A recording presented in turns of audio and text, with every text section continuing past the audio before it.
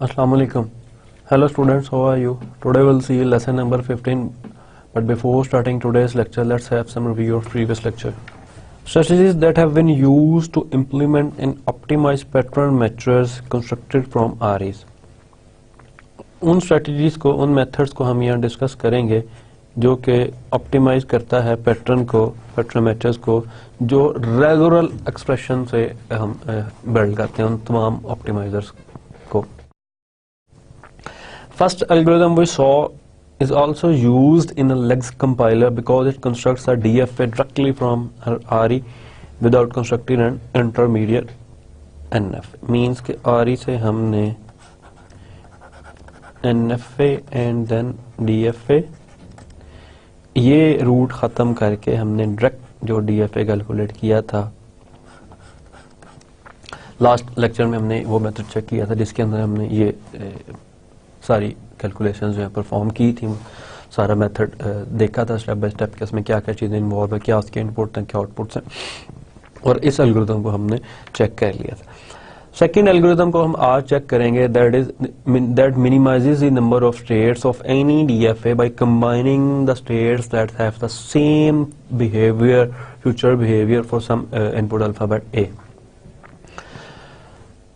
इस एल्गोरिथम के अंदर जो बेसिक स्ट्रेटजी हम यूज करेंगे वो ये देखेंगे कि हम एक डीएफए के अंदर से ऐसी स्टेट्स को डायग्नोज करेंगे, ग्रुप में रखेंगे एक, जिनका बिहेवियर सेम हो. मींस के वो वही काम कर रहे हो जो किसी एक इनपुट अल्फाबेट पे, तो उसको हम किसी सेट ऑफ इनपुट अल्फाबेट पे, तो उसको हम अलग से स्टेट डिक्लेयर. वो मेथड वाला हम देखेंगे आज किस तरह हमने करना, वो सारी डिस्कशन आज होगी होपफुली इंशाल्लाह.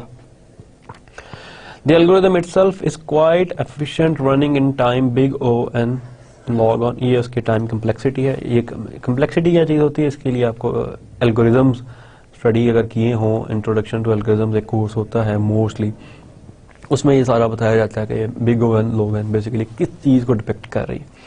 where n is the number of states of the DFA. Third algorithm को भी आज ही हम स्टडी करेंगे और इस एल्गोरिथम में हम देखेंगे कि एग्जैक्टली इसके अलावा, DFA के अलावा या इनके अलावा एक थर्ड चीज हम देखेंगे, दैट इज अ 2-डायमेंशनल टेबल, जो कि इसकी एक कम्पैक्ट रिप्रेजेंटेशन है.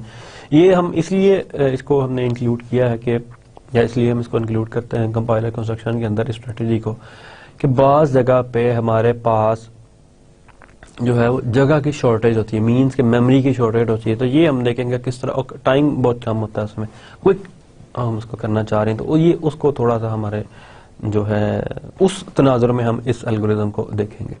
अ state of NFA can be declared as important if it has a non out transition. Mean के एक ऐसी स्टेट, एक ऐसी NFA जिसके अंदर से कोई भी आउट ट्रांजिशन नहीं है किसी भी इनपुट लेबल के लिए, किसी भी इनपुट अल्फाबेट के लिए, तो हम उस स्टेट को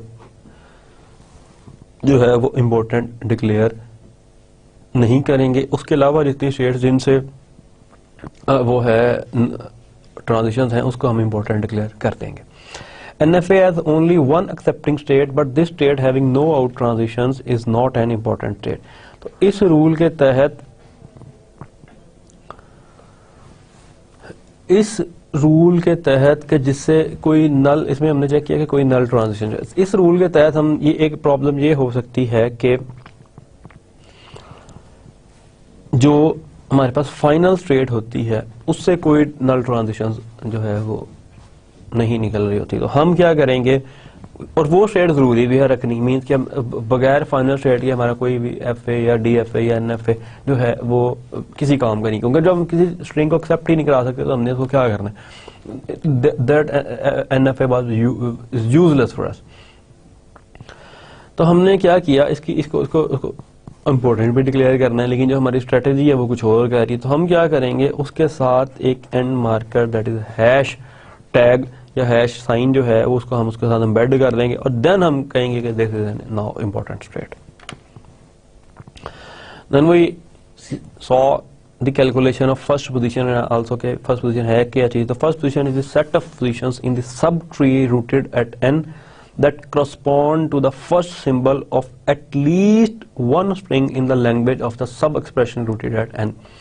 तो कोई भी ऐसी लैंग्वेज जिसका फर्स्ट सिंबल जो है हम उसको डिक्लेयर करेंगे, जो किसी भी इनपुट लैंग्वेज के नतीजे में हम सबसे पहले उसको ड्राइव करेंगे। Last position is the set of positions in the subtree rooted at n that correspond to the last symbol of at least one string in a language of the sub expression rooted at n। तो last position, last जो है position of n, उस एक alphabet को या उस position को कहेंगे जहां से हमने वो अल्फाबेट जनरेट करना है जो हर सूरत किसी भी एक इनपुट स्ट्रिंग के एंड पे आ जाए। Then we saw follow position। Follow position for a position P is the set of positions Q in the entire syntax tree, means कि इसमें हम पूरे ट्री की कैलकुलेट करेंगे।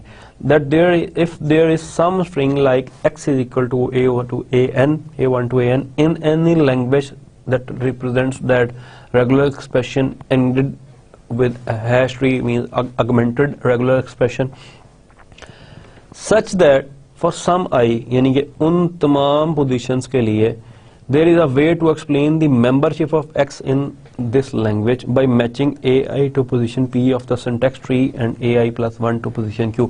इसकी डेफिनेशन थोड़ी सी कम्प्लेक्स है, हम इसकी कम्प्लेक्सिटी में नहीं जाएंगे क्योंकि हम ऑलरेडी ये कैलकुलेट कर चुके हैं, हम दे चुके हैं कि हमने फॉलो पोजीशंस को कैसे कैलकुलेट करना है।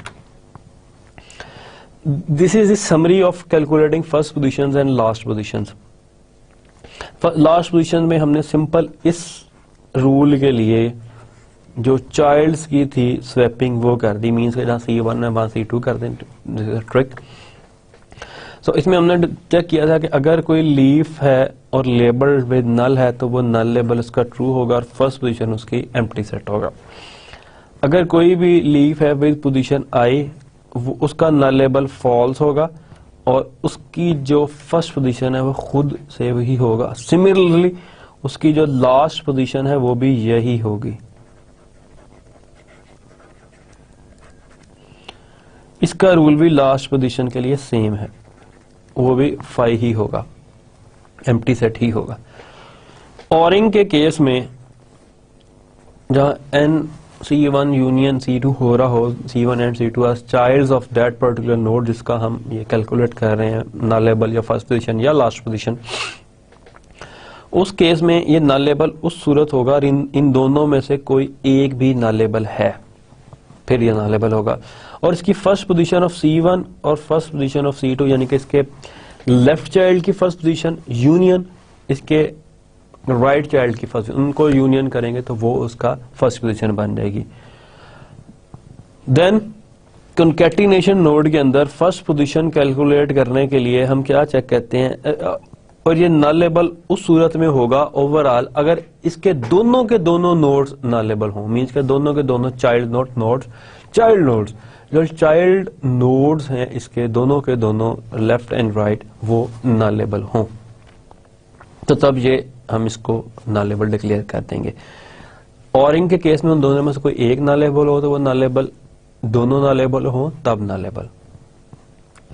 इसकी फर्स्ट पोजीशन कैसे कैलकुलेट करनी है, इसकी फर्स्ट पोजीशन हम कैलकुलेट करेंगे इफ नल लेबल C1, अगर तो इसका फर्स्ट चाइल्ड नल लेबल है, देन इसकी फर्स्ट पोजीशन में first position of C1 union first position of C2, उन दोनों को यूनियन ले लेना। सिमिलरली जिस तरह हमने इसे पिछले केस में लिया है ये सेम है दोनों।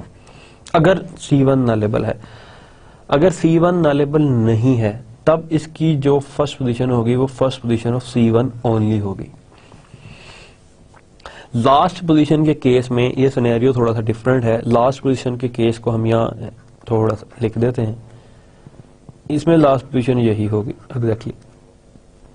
लास्ट पोजीशन के केस में इफ नल लेबल C2, यानी अगर C2 नल लेबल है तो क्या करे, first position of C2 union first position of C1, else first position of C2 करते। ये इस लास्ट पोजीशन का केस है in case of concatenation. Then for the star node, कि जो स्टार नोड है जिसके ऊपर स्टार होगा उसका नल लेबल हमेशा ही ट्रू होगा, it is always null label. और जो उसकी फर्स्ट पोजीशन होगी वो फर्स्ट पोजीशन ऑफ C1 होगी, और जो लास्ट पोजीशन होगी दैट इज आल्सो है लास्ट पोजीशन ऑफ C1। जो C1 की लास्ट पोजीशन होगी वही फर्स्ट पोजीशन होगी, वही C1 की लास्ट पोजीशन होगी। The two ways that a position of regular expression can be made to follow another: if n is a cat node with left child C1 and right child C2, then for every position I in last position of C1 or position in first of C2 are in follow positions of Ci। यानी कि ये follow positions को basically जो हमने calculate किया था ये उसका रिव्यू है। इस स्ट्रेटेजी को हमने इसमें लैंग्वेज में डिफाइन करना ज़रा मुश्किल है, लेकिन इसको एग्जांपल की मदद से समझना आसान था। वो लास्ट टाइम हमने सारा इसको चेक किया था कि आई की अंदर आई वो नोड्स हैं जो left of child of C1 की लास्ट पोजीशन में हैं, वो सारे के सारे डाल दें। जो फर्स्ट ऑफ पोजीशन C2 के हैं वो सारी फॉलो ऑफ पोजीशन किसमें चले जाएंगी, उन तमाम नोड्स में जो आई में है। अगर कॉन्कैटिनेशन नोड है तो, अगर स्टार नोड है तो क्या होगा, i is a position last position of n, उसी की लास्ट पोजीशन जो है उसके अंदर वो सारी की सारी चीजें चली जाएंगी जो उसकी फर्स्ट पोजीशन में आई के अंदर। मींस के इसकी जो पोजीशन है लास्ट की, लेट्स सपोज 1 और 2, इसको और जो फर्स्ट पोजीशन की जितनी चीजें हैं वो सब के सब इसमें चली जाएंगी और सब के सब इसमें चली जाएंगी। तो ये फॉलो पोजीशंस उसकी हो जाएंगी।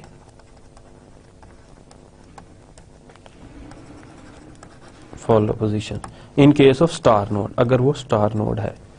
और कॉन्कैटिनेशन नोड का हम ऊपर देख चुके हैं। जो अपने एग्जांपल देखी थी ये उसकी थोड़ी सी उसका रिव्यू था सारा, जो हमने एक छोटी सी एग्जांपल देखी थी फॉर रेगुलर एक्सप्रेशन आर। इसकी ऑगमेंटेड सिंटैक्स ट्री ये हैश साइन के साथ, nullable is true only for star node के जो nullable जो ट्रू था वो सिर्फ और सिर्फ इसके लिए था, स्टार नोड के लिए। फर्स्ट एंड फॉलो पोजीशंस में हमने जो चेक की वो ये सारी इसकी कैलकुलेशंस हमने की थी, फर्स्ट एंड फॉलो पोजीशंस की, लास्ट पोजीशंस की। And follow positions are these, जो उसकी हमने फॉलो पोजीशंस कैलकुलेट की थी। Then we moved to our first algorithm that was RE2 direct DFA। उस एल्गोरिथम के अंदर हमने जो स्टार्ट किया था वो first positions of root node को एक सेट डिक्लेयर कर दिया था A, या देन सेकंड स्टेप पे हमने D-tron कैलकुलेट किए थे A for A and A for B। उसको हमने ये डिसाइड किया था कि हम खुद से करेंगे, मींस आप लोग उसको खुद कैलकुलेट करेंगे क्योंकि D-tron हम पहले कैलकुलेट कर चुके हैं। देन हमारे पास दो सेट आए थे इस पूरे प्रोसीजर के नतीजे में, जो जिसको हमने B डिक्लेयर किया और इसको हमने A डिक्लेयर किया था।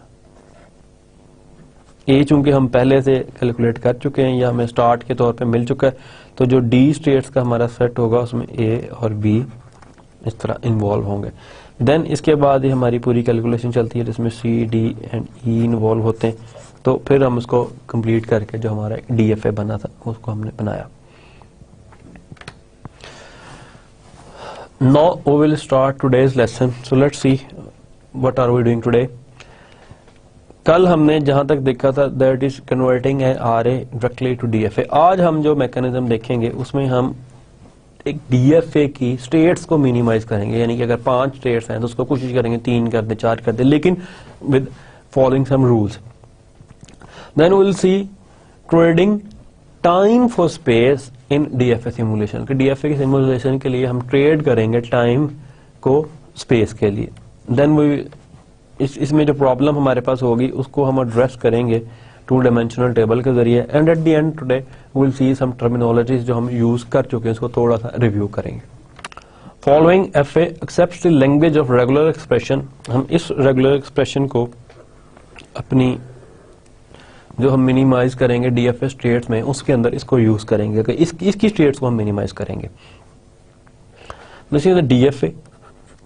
अब DFA बनाना कैसे, ये हम ऑलरेडी सारा चेक कर चुके हैं। ये इसका DFA है, पार्स ट्री से और सारा स्टेप से। पहले हम देखेंगे कि हमारी प्रॉब्लम क्या है। हम स्टेट्स को मिनिमाइज, वो हमें पता लग गया कि हमने स्टेट्स को मिनिमाइज करना, लेकिन हम उसको इस एग्जांपल के साथ सारी चीजें समझने की कोशिश करेंगे। और इस केस में एट द एंड हम वो एल्गोरिथम देखेंगे जिसको हम अप्लाई करते जाएंगे from the start to the end. और एंड में हम देखेंगे कि ये एल्गोरिथम एग्जैक्टली है क्या और करता क्या है। The total states are 8.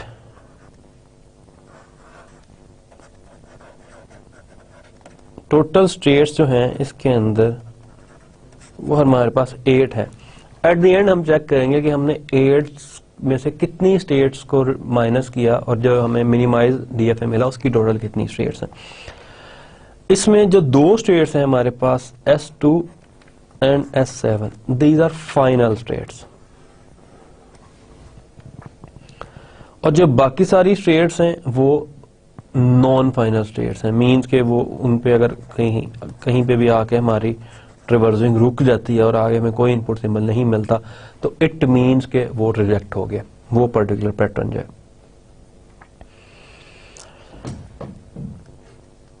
ये लैंग्वेज कौन सी, ये आरी कौन सी लैंग्वेज एक्सेप्ट करती है? एक ऐसी लैंग्वेज जिसके अंदर मल्टीपल ए, डबल ए और बीज आ सकते हैं स्टार्ट में, देन लाजमी दरमियान में ए भी आएगा और एंड जो है वो या 2B पे होगा, यानी कि इस ए बी के बाद हमारे पास इवन नंबर ऑफ बीज होंगे, या 2, 0, 2, 4, यानी कि इस पार्ट से 0, 2, 4, 6 इस तरह हम बीज जनरेट कर सकते हैं। ये नंबर है उनके। इस पार्ट से हम डबल ए या बी इन दोनों में से कोई एक चीज जनरेट कर सकते हैं नंबर ऑफ टाइम, और ये पार्ट नेसेसरी है, यानी कि एक सिंगल एक्सप्रेशन जो कि ए बी होगा वो भी एक्सेप्ट हो जाएगा इस केस के अंदर। अगर हम इसको स्टार्ट करें S0 से तो single A and single B, और ये हम फाइनल स्टेट पे पहुंच गए। ये हमारी स्टार्ट स्टेट है इसमें।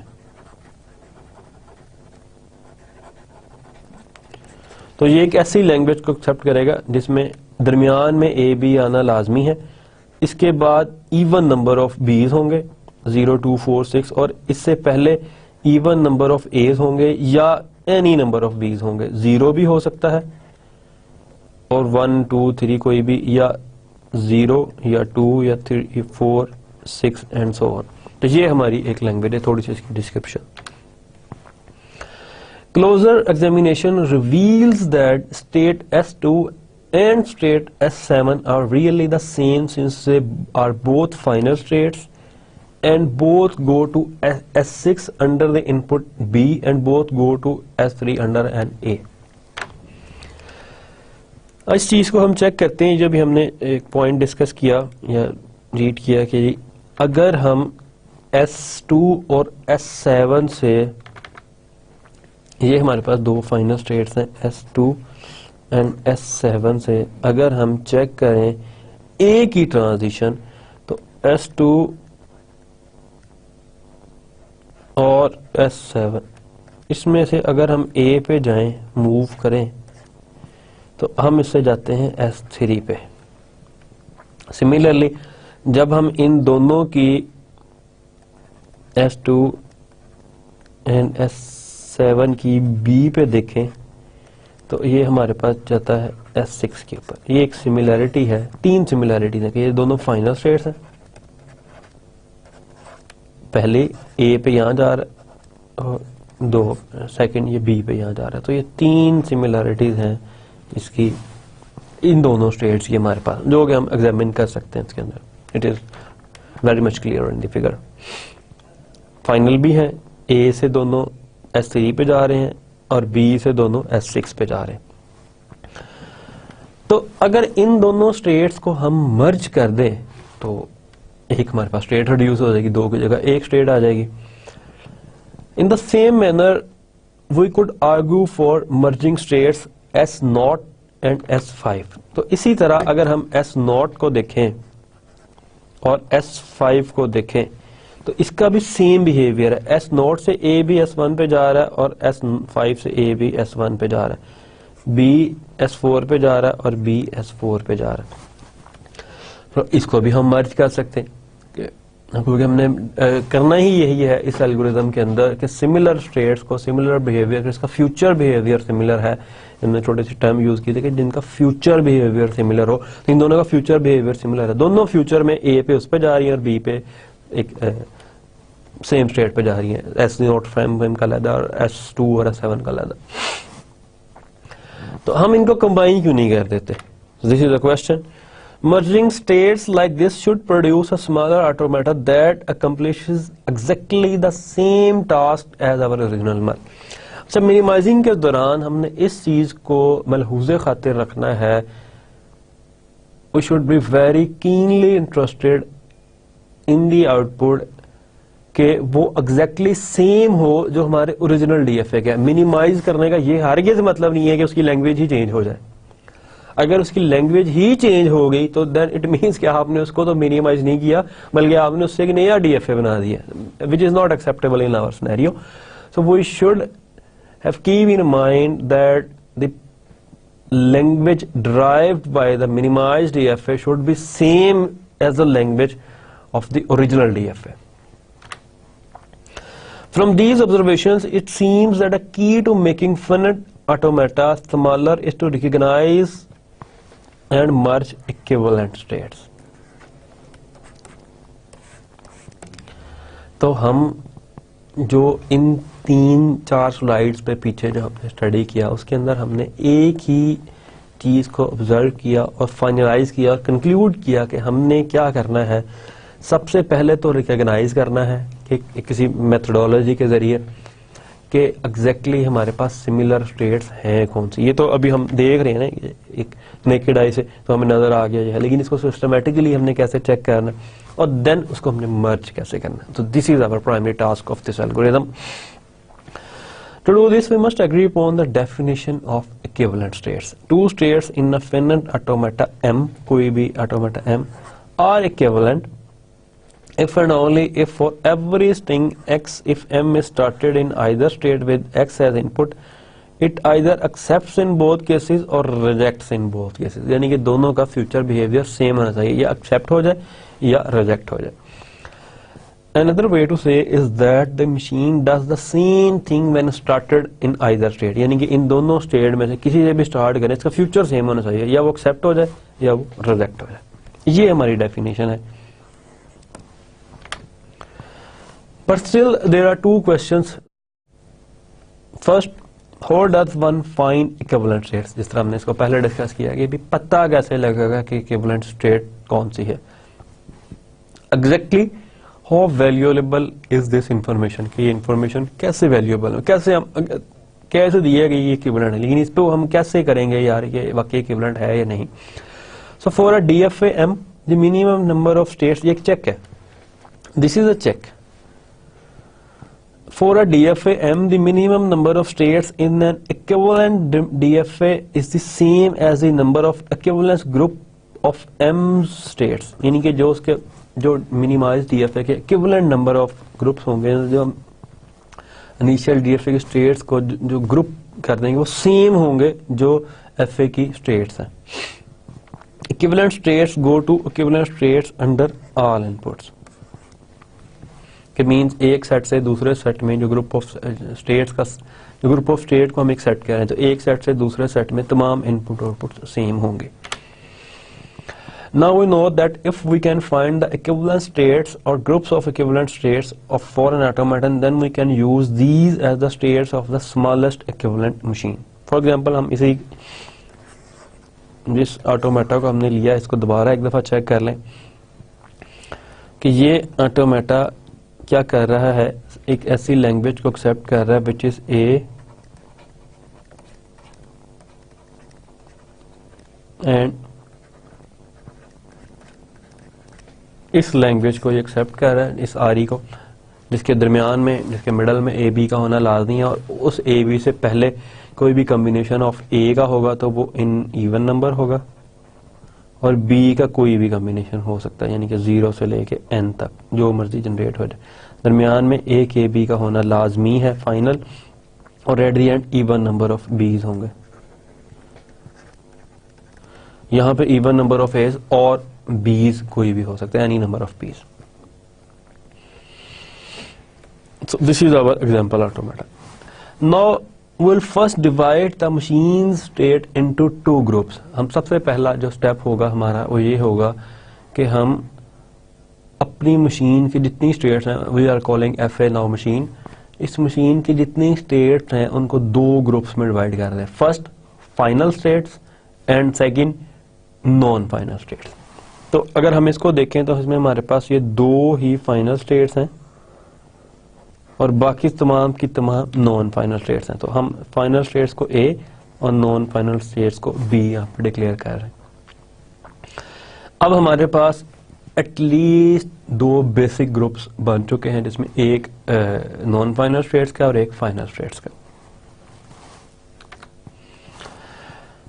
Now we will find out if the states in these group go to the same group under inputs A and B। अब हम इन दोनों ग्रुप्स के लिए ये चीज चेक करेंगे कि इन दोनों ग्रुप्स की A और B पे क्या फ्यूचर बिहेवियर है। The states of group A both goes to states in group B under both inputs। जो हमने ड्राइव की जो चीज वो ये है कि ग्रुप ए से अगर हम ए और बी को चेक करें तो वो दोनों के दोनों ग्रुप बी में जा रहे हैं, लेकिन ग्रुप बी के लिए ये चीजें डिफरेंट है। इसको हम एग्जांपल में ही देखते हैं कि ये एग्जैक्टली कैसे डिफरेंट है।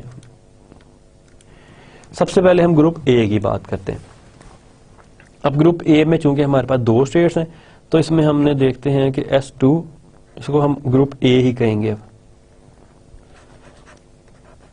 ए की मूव देखेंगे ए के लिए और जो नेक्स्ट आउटपुट लिखेंगे वो भी ग्रुप वाइज लिखेंगे। ए से फर्स्ट मेंबर ये है, इसे ए चेक करें तो ये जा रहा है बी में, मींस कि यहाँ पे एक ग्रुप जो है वो बी ग्रुप, क्योंकि S3 बी ग्रुप में। सिमिलरली ये भी ए में है तो इसका भी जा रहा है बी में, हम ऑलरेडी बी मेंशन कर चुके हैं। तो ए से जो ए की इनपुट है वो बी में है, तो ए से अब हम बी की इनपुट देखते हैं वो किस में है। वो भी एग्जैक्टली बी में है, क्योंकि S6 also belongs to B and S3 also belongs to B. So S3 की ए की थी वो भी बी में, S6 पे जा रहे हैं दोनों की, वो भी बी में। तो जो बात हमने यहाँ की कि the states of group A both goes to state group B under both inputs A and B. अब यही जो हमारा इनपुट मेथड है हम पुट करेंगे, चेक करेंगे फॉर ग्रुप बी के लिए। इसमें से हम 3-4 स्टेट्स को चेक करेंगे, बाकी हम अज्यूम कर लेंगे, वो आप खुद इसको सारा चेक करना। अब ग्रुप बी ही हम पहली स्टेट्स को लेते हैं, इसको चेक करते हैं। लिखेंगे हम यही कि ग्रुप बी फॉर ए, इसमें हम पहली स्टेट कंसिडर कर रहे हैं। S0 से A के लिए जा रहा है S1 में, that is an state B। Okay good. S0 से B के लिए A के लिए हम जा रहे हैं। अब S1 is also an state in B। S1 A के लिए जा रहा है S5 में, गुड। B इसके लिए भी ठीक है। S5 is also an state of group B, तो ये A के लिए जा रहा है S1 में, जो कि अगेन B में। यहां तक हमारा बिल्कुल ठीक। S4 A के लिए जा रहा है S1 में, जो कि अगेन B में है, तो ये स्टेटमेंट हमारी ट्रू हो रही है इन 4 स्टेट्स के लिए। अब फॉर S6 A की इनपुट जा रही है S3 में, जो कि हमारी अगेन B है, इसमें भी ये स्टेटमेंट ट्रू हो गई। अब हमारे पास एक आखिरी चीज है S3, उसके लिए A भी B में जा रहा है, यानी कि B की जो ट्रांजिशंस हैं ए के लिए, बी ग्रुप की जो ट्रांजिशन है इनपुट अल्फाबेट ए के लिए, वो सारे की सारी ग्रुप बी में जा रही है। यहां तक हमारी चीज बिल्कुल ठीक है। अब हम सेकंड चेक करते हैं for second input alphabet, that is B. Move, जो हमें मूव का फंक्शन यूज करते थे, बेसिकली वो काम कर रहे हैं। Okay, starting again from S0 से S4 में जा रहा है B, which relies in set B, which is part of set B। S1 का B जा रहा है S2 में। There is a problem that occurs कि अब इसकी जो है वो ग्रुप A में चला गया। ये एक चीज है जो हमारा ये सेकंड पॉइंट था, जो हमें कह रहा है कि things are different for the state of group B, के स्टेट B ग्रुप A से जो है वो दोनों ग्रुप्स में जा रही है। अब हमने करना ये है, जो हमारा नेक्स्ट स्टेप होपफुली होगा वो यही होगा कि हमने इस सेट को पकड़ना है और इसको इस तरह डाइसेक्ट करना है कि इसमें से ये कॉम्बिनेशन निकल जाए। स्टार्ट करेंगे फिर देखेंगे कितनी दफा डाइसेक्ट करते हैं तो ये कॉम्बिनेशन निकलता है कि इनमें से वो तमाम एलिमेंट्स निकल जाएं बी में से कि जो ए पे जा रहे हैं। वो एक नया ग्रुप बन जाए। So let's see the following table shows the result of applying the inputs to these states. For example, the input A leads from S1 to S5 in group B and in input B leads to S2 in group A। यानी कि अब कहाँ जाती हैं, हमने इसमें से दो देखी सिर्फ। A तो सारी की सारी लीड कर रही थी B को, जो कि हम चेक कर चुके हैं। B लीड कर रहा था, S का पहला ही हमारा लीड कर गया था ग्रुप A पे, जो कि हमने यहाँ पे इसको चेक किया कि S1 के लिए चेक किया था B, जो कि ग्रुप A में जा रहा है। तो एग्जैक्टली ये चीज यहाँ पे मेंशन हुई है for B, for input group B। ये B के लिए ये बना हुआ table, this table is for group B।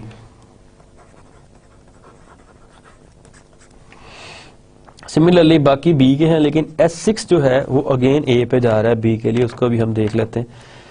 S6 जो है वो B के लिए अगेन A पे जा रहा है। Looking at the table, we find that the input B helps us distinguish between two of the states। इन दो states को अब हम इसमें से निकाल देंगे। And the rest of the states in the group, since it leads to group A for these two instead of group B। ये काम हम एग्जैक्ट करेंगे। तो अब हमारे पास तीन सेट्स बन गए हैं। फर्स्ट इज A, जो कि फाइनल स्टेट पे था, सेकंड B, और B को अब हमने डाइसेक्ट करके उसमें से एक पार्ट निकाल दिया, जो कि C, जो कि उन स्टेट्स पे है जो एग्जैक्टली B पे जा रही है, A में जा रही। तो अब इसको अगर हम चेक करें तो इसमें से जो A को तो हम ऑलरेडी चेक कर चुके हैं, B की हम इनमें से निकाल दें तो वो A भी लीड कर रहा है B पे, और B का B भी लीड कर रहा है इनपुट अल्फाबेट A। अब हम चेक करते हैं S इसके लिए एग्जैक्टली C के लिए। C से अगर हम A पे मूव करें तो वो हमें इसी टेबल से पता लग जाएगा, तो वो मूव कर रहा है B पे। C से अगर हम B के लिए मूव करें तो वो हमें पता लग रहा है दैट इज A। ये हमारे नए सेट की एक कैलकुलेशन है। The next examination of where the inputs lead shows that S3 is not equivalent to the rest of group B। लेकिन अब प्रॉब्लम ये होगी कि नए सेट को क्रिएट करने से हमने इन तमाम को भी दोबारा चेक करना है कि ये आइदर ठीक है या नहीं। So we must partition again. अब हमने यही टेबल जो है इसको चेक करेंगे। सिर्फ मैं इसको अपने लेक्चर में सिर्फ इसको इस दफा चेक करूंगा, बाकी जो रिमेनिंग पार्ट जो उनकी सारी होंगी वो आपने खुद से कैलकुलेट करनी। अब मेरे पास तीन स्टेट्स हैं A, B एंड C। सबसे पहले मैं A को चेक करता हूं कि वो आइदर के भी वो किस में जा रही है, उससे क्या किस B, C में तो नहीं कोई उसकी आउटपुट जा रही। अब ये ज़हन में रखना है कि जो A है वो मेरे पास है S2 एंड S7। B जो है वो है S0, S4, S5। तो C है that is S1 and S6। तो S3 is again in S3 is already in B। अब मैंने इन तीनों सेट्स के ऊपर A और B की मूव चेक करनी है कि ठीक है मेरा इनमें से कोई पुराना सेट तो खराब नहीं हुआ। It is 2।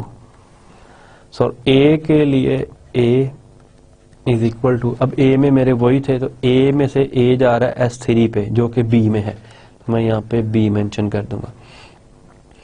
S7 का A भी जा रहा है B पे, तो ये ठीक है।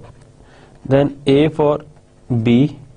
अब यहाँ पे थोड़ा सा एक चेंज आएगा।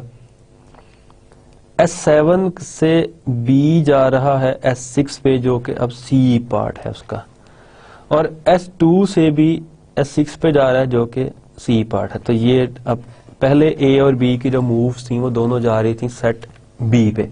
अब A से A सेट B पे, लेकिन A से B पे सेट C पे जा रहा है। सिमिलर अब हम चेक करेंगे B के लिए।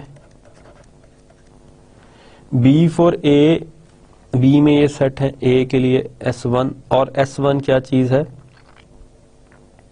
सी सेट। तो इसका अब ये बी फॉर ए सी हो गया, एंड देन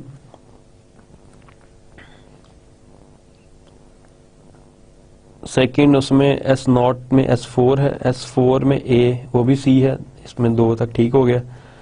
S5 जो है उसका ए भी S1 पे जा रहा है, दैट इज अगेन सी।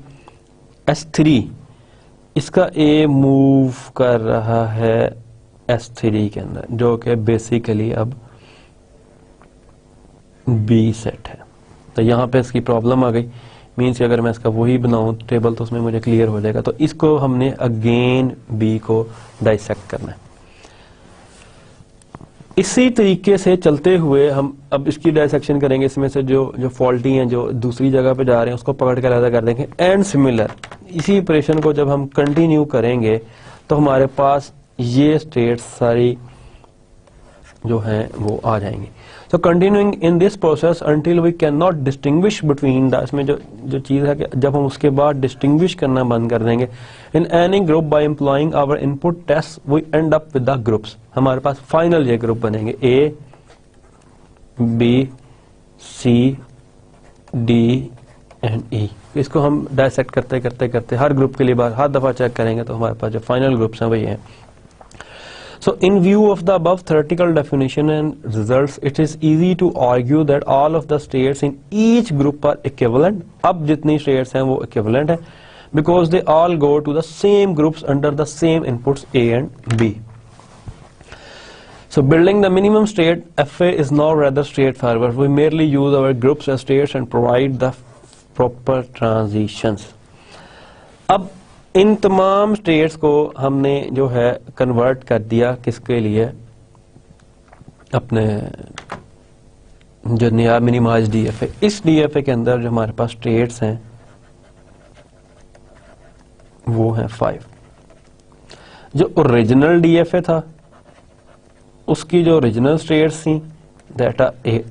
तो हमने 3 स्टेट्स को इसमें से कट डाउन किया अपने इस एल्गोरिथम की मदद से, इस मेथड की मदद से, जो कि बहुत ही सिंपल और थोड़ा लेंथी है बट इट्स वेरी सिंपल। तो उसकी मदद से हमने 3 स्टेट्स को रिड्यूस करके सेम लैंग्वेज जो है हमने इसमें से उसको निकाला। हमारा जो अब हम इसको चेक कर लेते हैं कि जो हमारी लैंग्वेज थी that is the language was a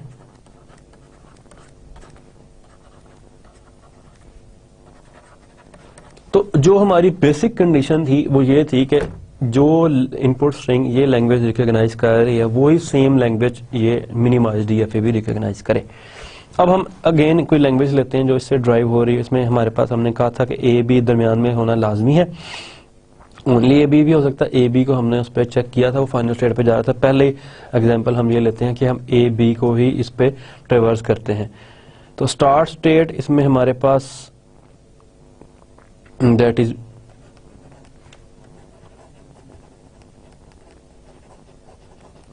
this is start state. यहां से हम ए और बी, तो ये फाइनल स्टेट पे हम पहुंच गए, ये तो ट्रू हो गई।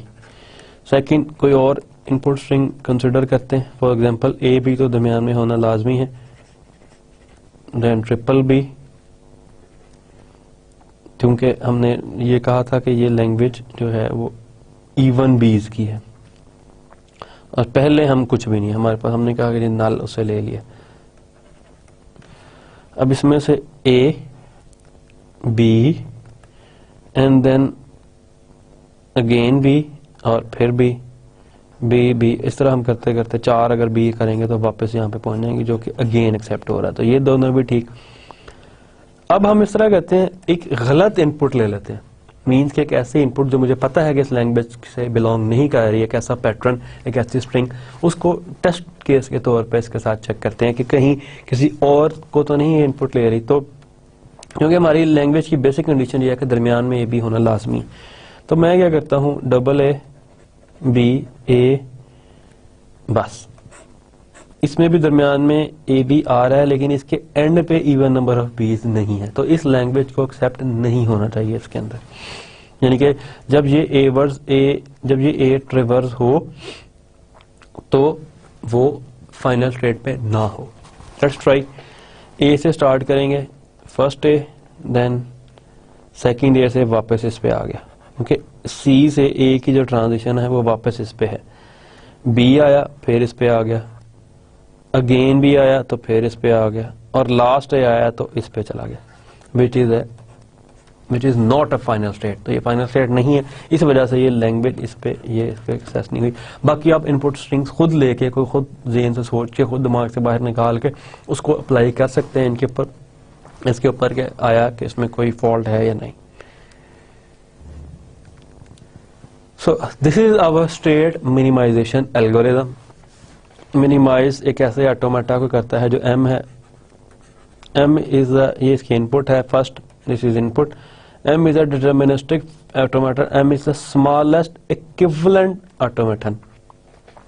ग्रुप ए में हमारे पास एक्सेप्टिंग स्टेट्स है जो इसकी इनपुट हम देंगे स्टार्ट में, और ग्रुप बी में हमारे पास वो स्टेट्स हैं which are not final state, जो कि रिजेक्टिंग स्टेट्स हैं।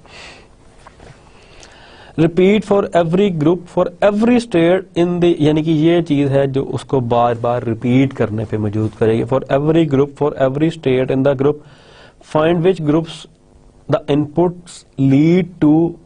If there are differences, then partition the group into sets containing which go to the same groups under the inputs until no partition takes place। जब तक कोई partition इसकी नहीं आती, again partition इसको हम नहीं कर सकते, उसको आगे मजीद डिवाइड नहीं कर सकते, मजीद डाइसेक्ट नहीं कर सकते, या मजीद डिफरेंस एक्सटिंग्विश नहीं कर सकते इसके अंदर, तो उसको हम जारी रखेंगे। This is basic phenomena. At the end, build a new M with the groups as states, जो कि हमने ये लास्ट स्टेप में दिया कि एक नया जनरेट कर लिया जो कि इस ग्रुप में हमने डाल दिया। Now we'll see trading time for space in DFA. The smallest and fastest way to represent the transition function of a DFA is a two-dimensional table indexed by states and characters. तो इसमें जो to dimensional table है basically वो index होता है, उसमें दो चीजें, एक स्टेट्स और एक characters. Given a state and next input character, ये इसमें थोड़ा सा है चीज जो इंपॉर्टेंट है कि given a state and next input character we access the array to find the next state and any special action we must take. यानी कि दो चीजें हम यहाँ से उस एरे में से देखेंगे कि एक तो नेक्स्ट स्टेट देखनी है, दूसरा कि कोई स्पेशल एक्शन उसके साथ अटैच किया हो तो उसको डायग्नोस करना, वो हमें वही उसी एरे में से मिल जाएगा। Easy return a token to the parser, तो एट द एंड हम उस टोकन को रिटर्न कर देंगे पार्सर के पास। Since a typical lexical analyser has several hundred states in its DFA and involves the ASCII alphabet of 128 input characters, the array consumes less than a megabyte. यानी कि एक मेगाबाइट से भी ये लेस कंज्यूम करती है इस सारे के लिए। Compilers are also appearing in very small devices, मतलब इन सम केसेस कंपाइलर्स को हम बहुत छोटी जो डिवाइसेस होती हैं उसके अंदर भी हम यूज कर रहे होते हैं। जिस भी डिवाइस में हम प्रोग्रामिंग करते हैं उसमें इट मीन्स कंपाइलर जो है, कोई प्रोग्राम में ऐड किया होता है उसमें इट मीन्स कंपाइलर इन्वॉल्व होता है। Where even a megabyte of storage may be too much, जिसके अंदर ये स्टोरेज भी हमें बहुत ज्यादा फील होती है या अवेलेबल जो हो उसको हम बहुत ज्यादा समझते हैं। For such situations there are many methods that can be used to compact the transition table. तो हमने इन तमाम सिनेरियोज के लिए इसमें हमारा नो डाउट टाइम के ऊपर हम ट्रेड कर रहे हैं, टाइम ज्यादा लगेगा, लेकिन सॉरी स्पेस के लिए हम ट्रेड कर रहे हैं कि इसमें हमारी स्पेस कम हो गई, टाइम बेशक ज्यादा लग जाए। वही टाइम के ऊपर बात एक है कि ट्रेड इन दोनों में से हो सी, इसको इधर से पकड़ो या कहान को उधर से पकड़ो, बात एक है।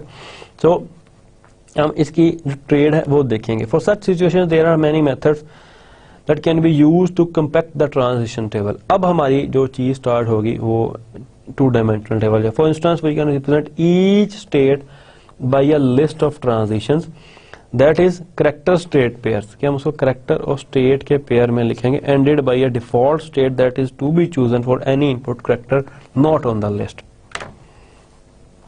ये बेसिकली हमारा वो टू डायमेंशनल टेबल है जो हम देखेंगे।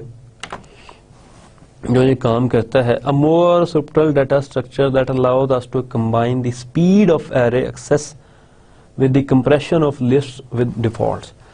Structure इसमें 4 एरेज बेसिकली इन्वॉल्व हैं, default, base, next and check. इन चारों के फंक्शंस क्या हैं? तो इन तमाम एरेज के फंक्शंस क्या हैं और ये एरे किस मकसद के लिए यूज होती है, इसको हम अभी चेक करते हैं। The base array is used to determine the base location of the entries for state S, यानी कि स्टेट एस की जो एंट्रीज हैं नेक्स्ट के लिए उनको डिटरमिन करने के काम आता है base array, which are located in the next and check arrays. तो ये नेक्स्ट में भी हो सकती है और चेक एरे में भी कोई ना कोई इसकी एंट्री हो सकती है, मीन्स के यहाँ पे भी हो सकती है। The default array is used to determine an alternative base location if the check array tells that the one given by base s is invalid, यानी कि अगर बेस ऑफ s कोई इनवैलिड हो तो क्यू के अंदर हम वो नेक्स्ट पोजीशन को स्टोर करके रखते हैं डिफॉल्ट एरे के अंदर, जो कि हमने उसमें क्यू एक एंट्री की हुई है, वो हमें बता सकती है कि अल्टरनेटिव बेस लोकेशन कौन सी है।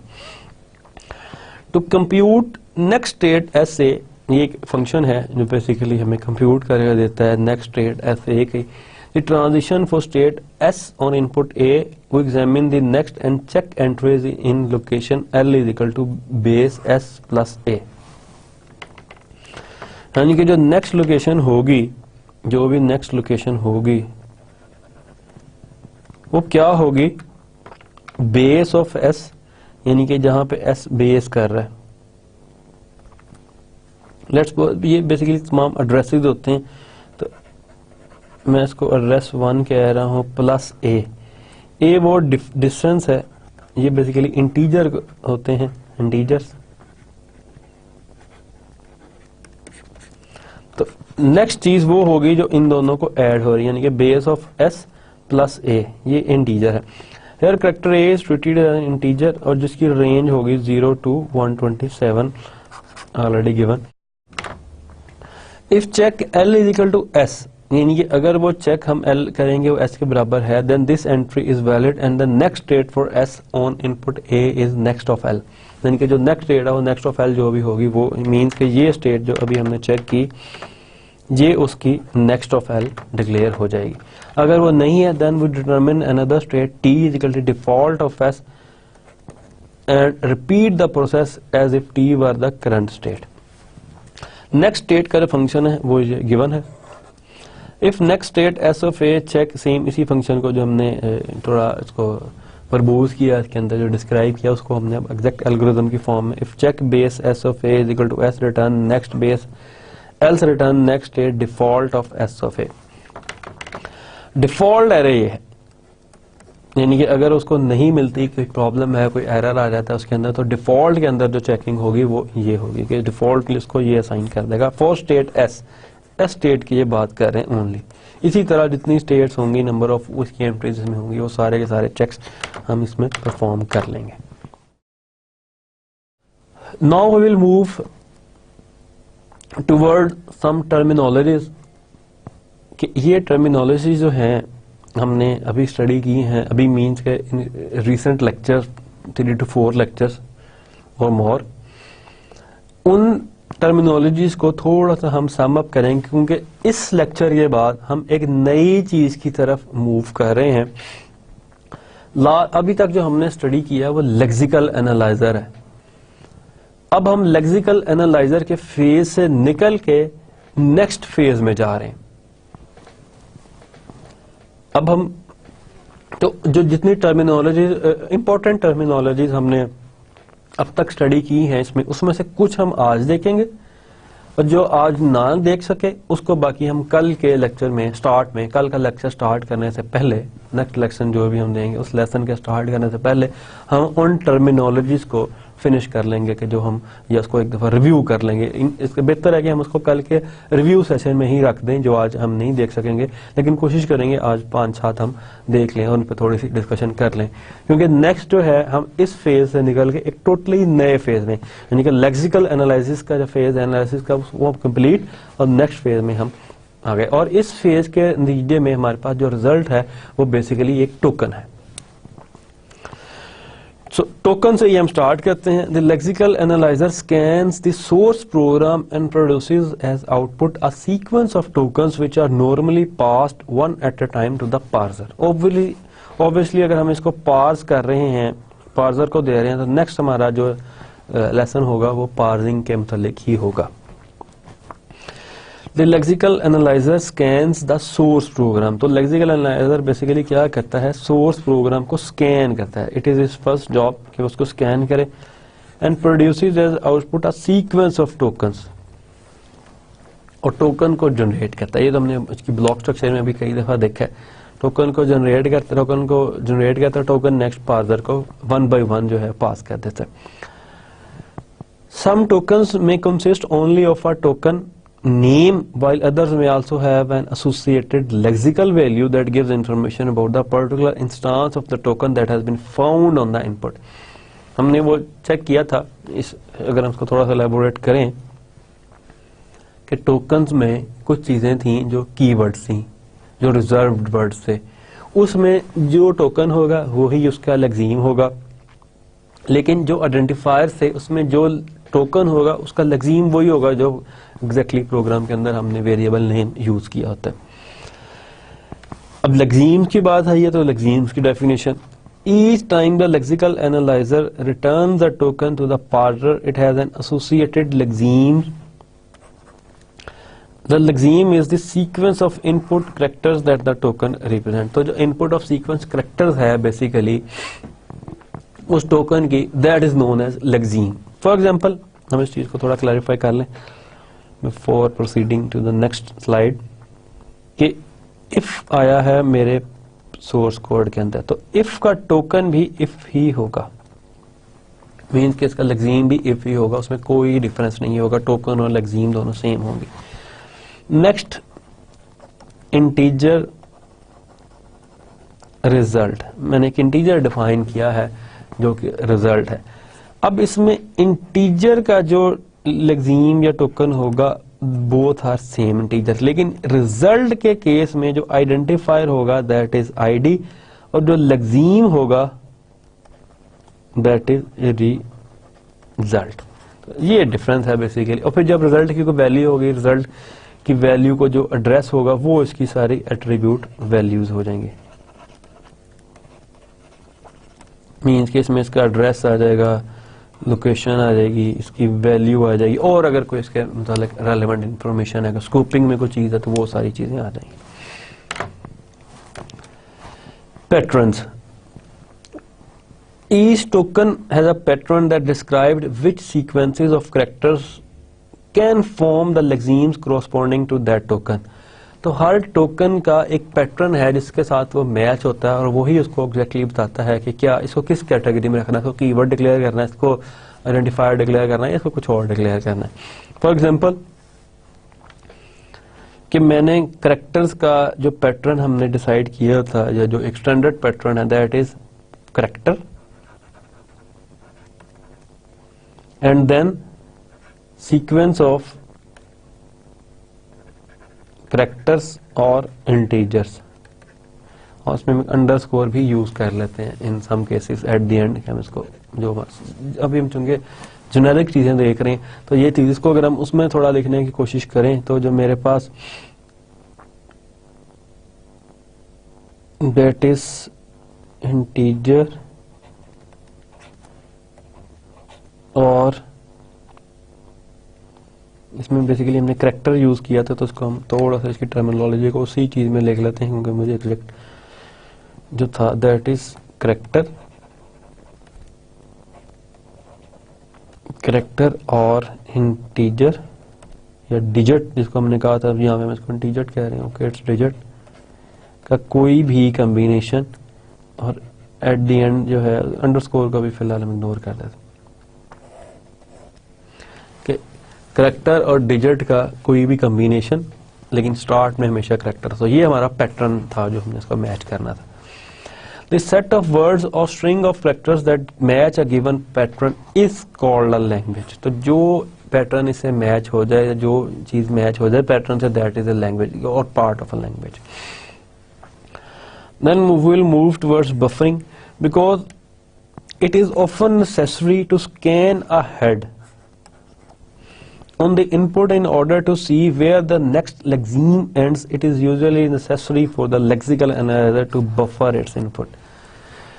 हमने बफरिंग का एक सेक्शन देखा था जिसके अंदर हमने डिस्कस किया था कि जो लुक अहेड ऑपरेटर है, जो लुक अहेड सिंबल है, वो किसी ने पॉइंटर है, वो किसी न किसी नेक्स्ट इनपुट सिंबल को पॉइंट कर रहा होता है, इसलिए ताकि हम पता लग सके कि हमने अब इसको क्या कहना है। और क्योंकि और उसमें एक पूरी रेंज है, जिससे हमने एक देखी थी डायग्राम, जिसके अंदर हमने एक एंड ऑफ फाइल का मार्कर देखा था और यहाँ पे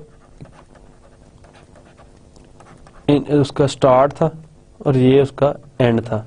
दो बफर्स हमने यूज किए थे। तो ये बफरिंग बेसिकली हमने यूज की थी कि जो हमारी लग्जीम है वो नंबर ऑफ अल्फाबेट्स पे या टोकन या नंबर ऑफ अल्फाबेट्स पे डिपेंड कर रहा था। तो उसका स्टार्ट से लेके एंड तक हमने इसको अपने पास रखा था चेक करने के लिए कि भी किस तरह हम इसको नेक्स्ट मूव करते जा रहे हैं, कि अगर कहीं प्रॉब्लम आई तो हम उसे एक स्टेप वापस जा सकें। Then regular expressions are commonly used to describe patterns. इसकी हमने एक रीसेंट एग्जांपल देखी, ये कि जो मैंने ये चीज लिखी है that is a regular expression, और मैंने एक पैटर्न डिफाइन किया किसका, आइडेंटिफायर का, यानी कि फंक्शन नेम का या कोई भी ऐसा आइडेंटिफायर जो किसी भी मकसद के लिए हम यूज कर रहे हैं, उसका पैटर्न डिफाइन करने के लिए जो मैंने एक सिंबल यूज किया, जो सिंबलिक रिप्रेजेंटेशन यूज की, that is called regular expression. Regular expressions are built from single characters using union, concatenation and a clean closure or any number of operator. तो इसमें अभी चूंकि मैंने एक रॉ था सिर्फ समझाने के लिए, इसमें मैंने पूरे वर्ड यूज किए हैं। नॉर्मली रूटीन में रेगुलर एक्सप्रेशन के अंदर ऐसा नहीं होता, सिर्फ सिंगल कैरेक्टर्स यूज होते हैं जिसको हम इनपुट अल्फाबेट्स कहते हैं, जो हमारे मकसद को पूरा करते हैं। ये सिर्फ समझाने के लिए इसमें मैंने ये डाले। Then regular definitions, complex collection of languages such as the patterns that describe the tokens of a programming language are often defined by regular definition, which is a sequence of statements that each define one variable to stand for some regular expression. Regular expression से हमने कुछ regular definitions देखी थी, जिसको हमने grammar, context free grammar की अगर हम थोड़ी सी बात करें तो वो ये उसकी ही एक चीज थी, जिसमें हमने प्रोडक्शन थी हमारे पास कुछ, और कुछ रूल्स थे, स्टार्ट था symbol and some other things. The regular expression for one variable can use previously defined variables in its regular expression. तो रेगुलर एक्सप्रेशन के अंदर हम कोई भी जो एक दफा हम चेक कर चुके हैं सारा, एक दफे सारे कैलकुलेशन हम परफॉर्म कर चुके हैं, तो उसमें किसी भी रेपिटेशन को दोबारा किसी और मकसद के लिए यूज किया जा सकता है। फॉर द वन वेरिएबल, अगर हमने इसको किसी पहले वेरिएबल का यूज किया तो वही सेम उठा के हम उसके अंदर मर्ज कर सकते हैं।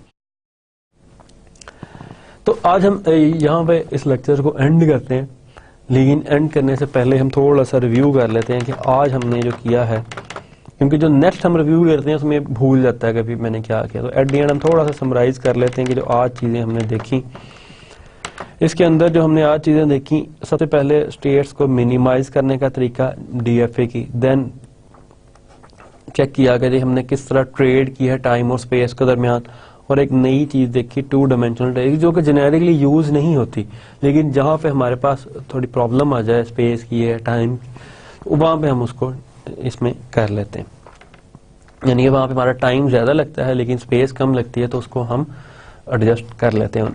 और देन हमने कुछ टर्मिनोलॉजी जो रिव्यू में देखी। So we use